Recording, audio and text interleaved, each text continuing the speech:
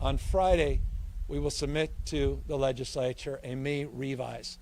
It will include the highest historic investment in K through 14 education in California's history. But with that, we are looking to transform, not go back to where we were, but to transform our educational system. And we are putting out a blueprint over the next 5 years for total transformation.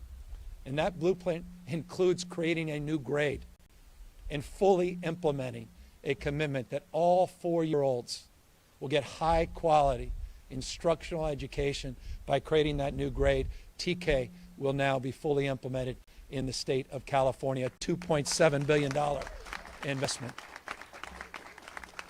We've often said this, people, we talk about achievement gaps. It's a readiness gap as much or more than it is an achievement gap. People aren't left behind as often as they start behind. And that's why that investment is so foundational and so important. 3 hours minimum of instructional time is connected with that TK investment. We recognize that we need to provide more enrichment. We need to provide more wraparound services. We need to do more in the classroom to recognize the issues outside the classroom. Why are we here?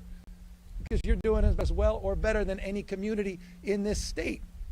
The fact that this school, this elementary school, has washers and dryers, not for the kids, but for families, says a lot about the society and the world we're living in, but also says a lot about the resourcefulness of this community, a recognition that we need to break down those silos between the community we're working in and the community we're serving and educating in. And that's exactly what this budget commits to do. We've talked a lot about community schools over the years, but we haven't followed up with real resources. We put in $10 million here, $20 million here, we put $100 million over a few years there, but we've never made a commitment like this. $3 billion for community schools and wraparound services all up and down the state of California to build on many of these models of success.